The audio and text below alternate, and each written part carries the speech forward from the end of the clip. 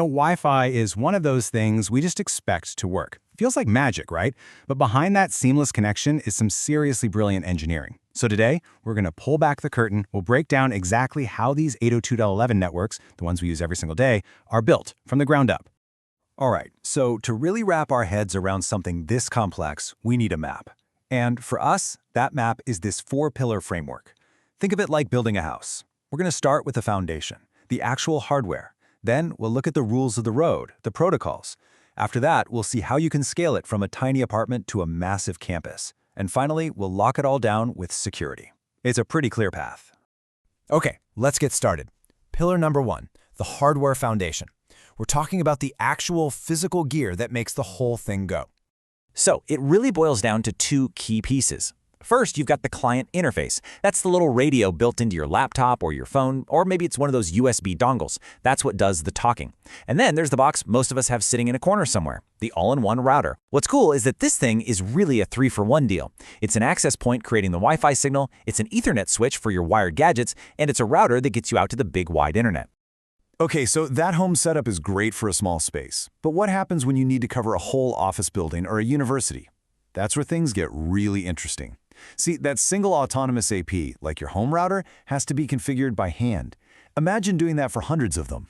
No way! So in big environments, we use a controller-based model. All the access points are kind of dumb, and they're all managed by one central brain called a wireless LAN controller, or WLC. This thing is the master conductor of the whole orchestra, which makes managing a huge network not just possible, but actually pretty efficient. All right, we've got the hardware down, but just having a bunch of radios isn't enough. You need rules, otherwise it's just chaos. That brings us to our second pillar, the protocols. These are the rules of the airwaves, the language that all these devices agree to speak. So let's start with the most basic building block. It's called a basic service set, or BSS. Don't let the name scare you. It's just a fancy term for one access point and all the devices talking to it. That's it.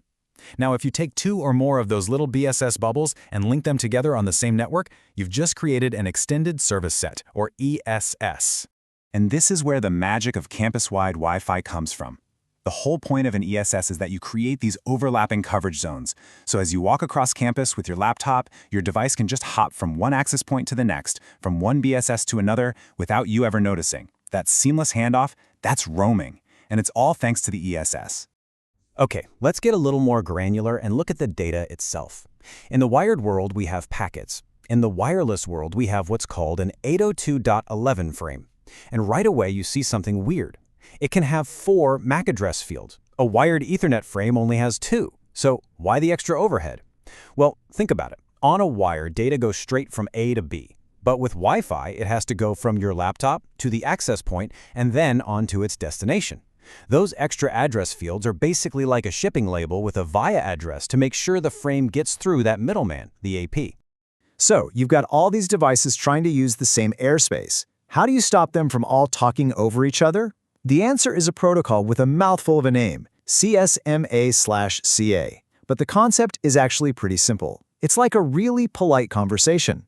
Because Wi-Fi is half duplex, meaning you can't talk and listen at the same time, devices have to take turns. First, a device listens to see if anyone else is talking. If it's quiet, it sends a quick, "Hey, I'd like to send something." If it gets an "Okay, you're clear to go," it sends its data and then waits for a confirmation. The whole point is to avoid collisions before they happen.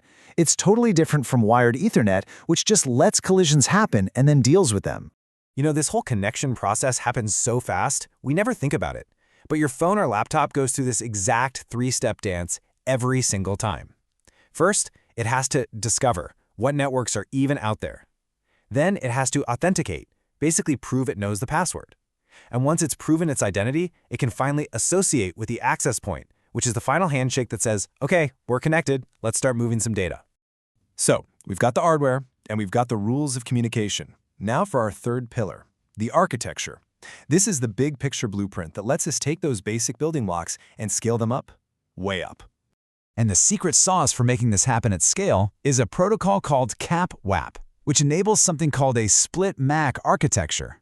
The name sounds complicated, but the idea is brilliant. You split the work. All the fast, real-time jobs, like sending out beacon signals, are handled by the lightweight access points themselves. But all the heavy lifting, the brain work, like handling security, managing users, and coordinating roaming, that gets offloaded to that central wireless LAN controller we talked about. It's a classic divide-and-conquer strategy. And this approach has some massive real-world advantages.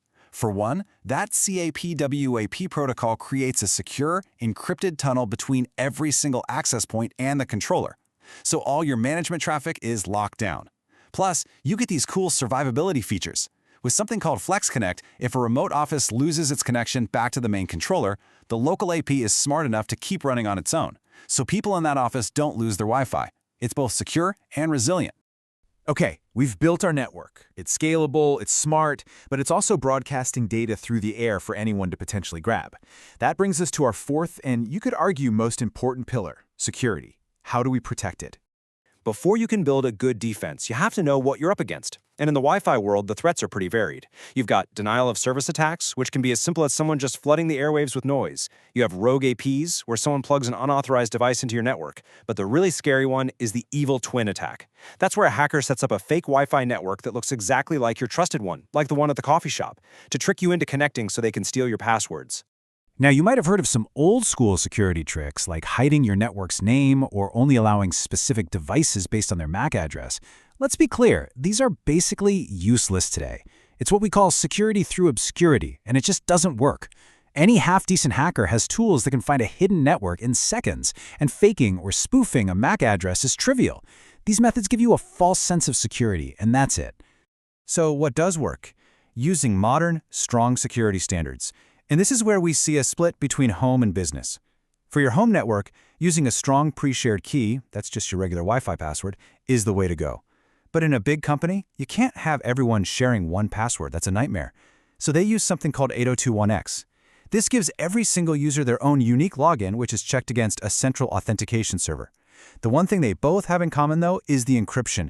They both should be using AES to make sure the actual data flying through the air is completely scrambled and unreadable. And things are always getting better. The latest standard is WPA3, and it's a huge leap forward. For personal networks, it makes it much harder for attackers to guess your password. For enterprise, it kicks the security up to a whole new level. And maybe one of the coolest things, it finally brings real encryption to open public networks, like at an airport. It even makes it easier and more secure to get all those new smart home gadgets connected. So let's bring it all home. We've walked through the 4 pillars that hold up our wireless world. The hardware foundation, the protocol rules, the scalable architecture, and the defensive layers of security. But here's a question to leave you with. As our world gets absolutely packed with billions of new devices, we're talking everything from smart light bulbs to self-driving cars. Which one of these 4 pillars is going to start cracking first? Which one will be under the most stress and need the most radical rethinking? It's something to think about, because that foundation is about to be tested like never before.